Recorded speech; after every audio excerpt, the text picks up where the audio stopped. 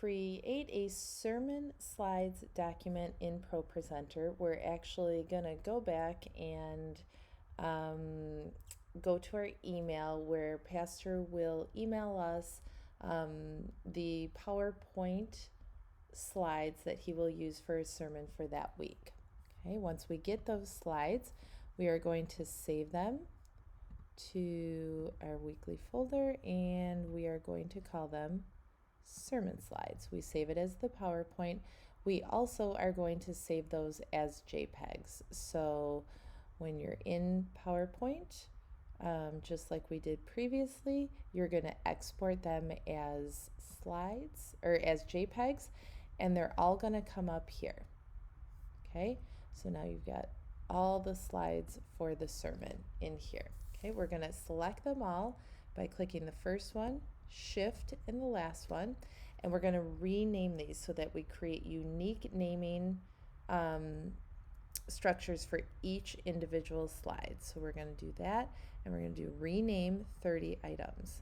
Now for these are the sermon slides, so every time you find the word slide, we are telling it to replace it with year, month, day, and it's not scrolling announcements, but it is sermon slides. Once we have that done, we hit rename, and then it will automatically make that change. Okay, so now each of these slides has its own unique name. Okay, now we are going to go into ProPresenter. We're going to create new. Okay, we're going to name this document year, month, day, sermon slides.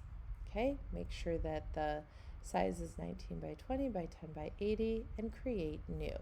Here we see it now shows up in our library, but once again, make sure that we click and drag that into our playlist where it belongs. Okay, now what we have to do is we have to click and drag all of these slides. So you literally, if they're still selected, all you have to do is click and drag, and they will all populate right there. Usually takes a few seconds to get them all to come up,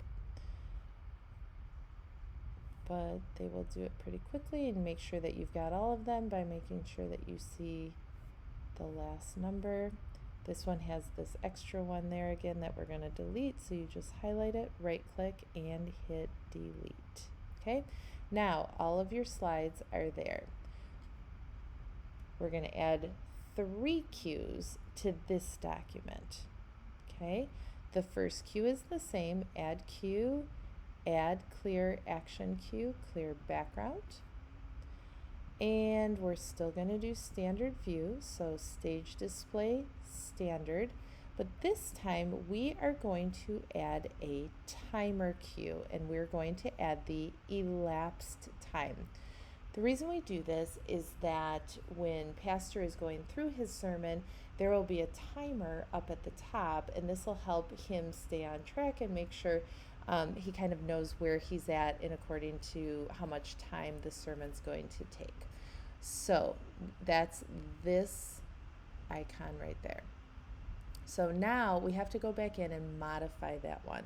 So we're going to right click and go down to edit cues, and elapsed time is the one we're going to do.